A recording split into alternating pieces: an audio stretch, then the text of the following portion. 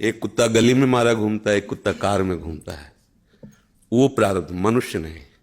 मनुष्य में दो, भाग्य और कर्म, दोनों के लिए रखा गया है।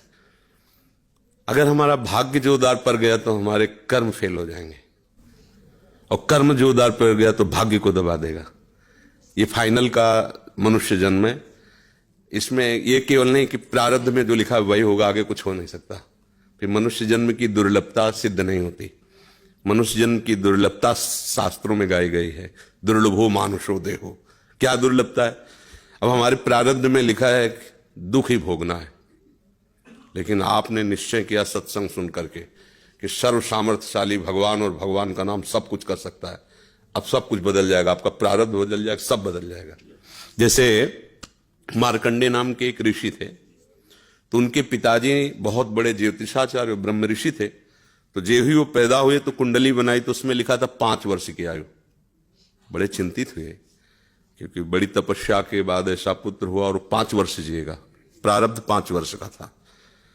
तो उनका मनुष्य जन्म केवल प्रारब्ध के अधीन नहीं है, उपाय के भी अधीन है। कर्म का मतलब उपाय भी करें हम उसका।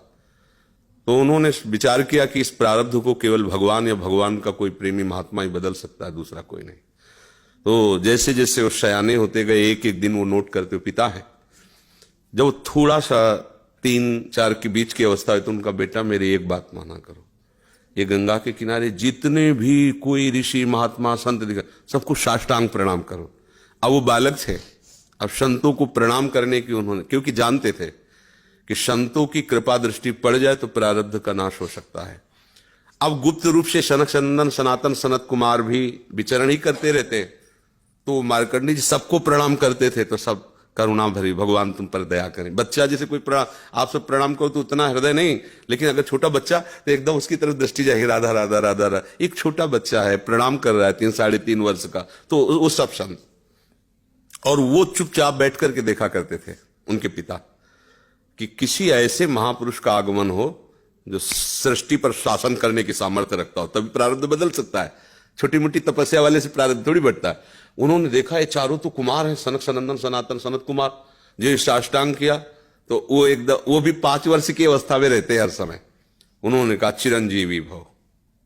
बस वो खड़े हो गए, बोले महाराज ये अभागा चिरंजीवी लायक नहीं है, इसके प्रारब्ध में 5 वर्ष की आयु लिखी, और चौथा भी पूर्ण होने जा रहा है, कुछ समय का जीवन है।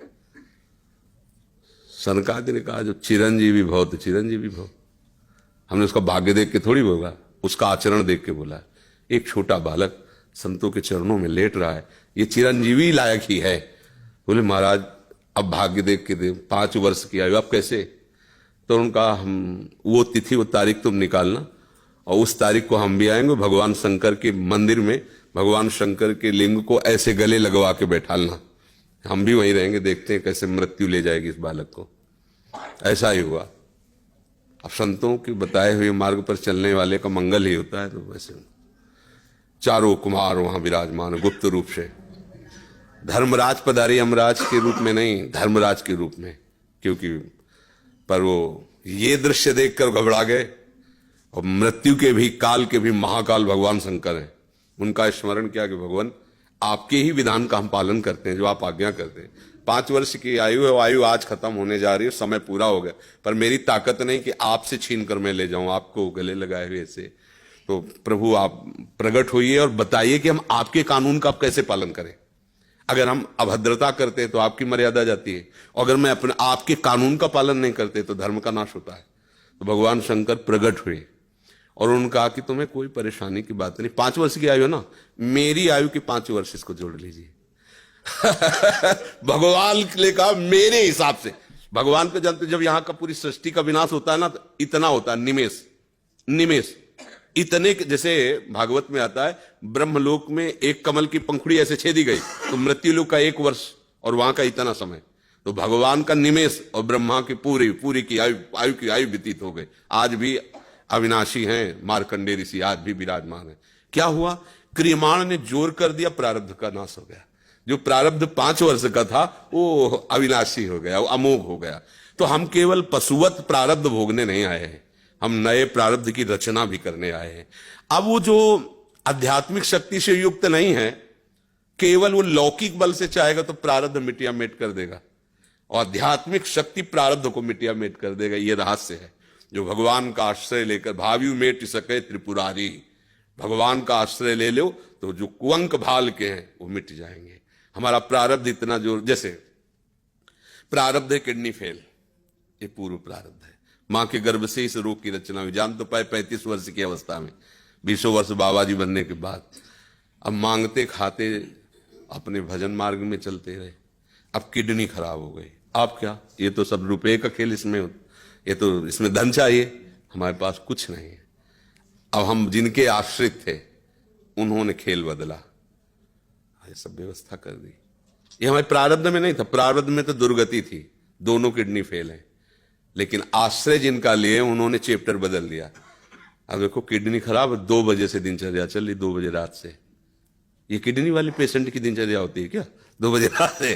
तो ये है इनके चरणों का बल, और ये हमारा बल।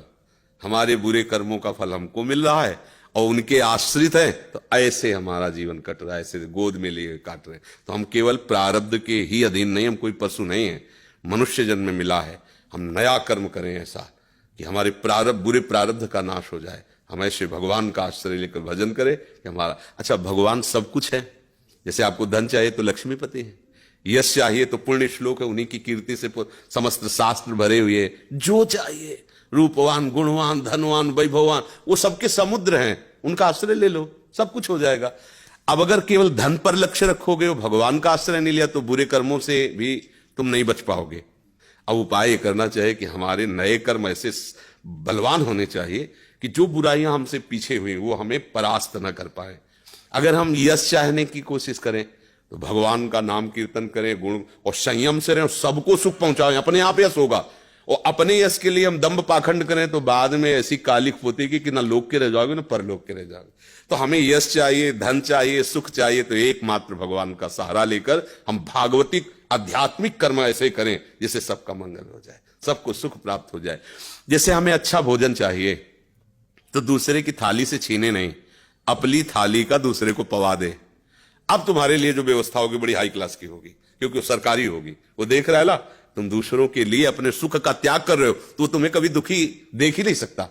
दुख उसको मिलता है जो अपने सुख के लिए दूसरों को दुख देता है, दूसरे के सुख का नाश करता है, फिर मालिक उसके सुख का नाश कर देता है। और ये सबको बात लगभग पता है कि किसी को भी दुख देने से तुम्हें सुख नहीं मिल सकता, पर कोई चूकता नहीं अवसर आने पर दूसरे के दुख को दे करके, और वो सुख भोगना चाहता है, इसलिए वो दुखी रहता है।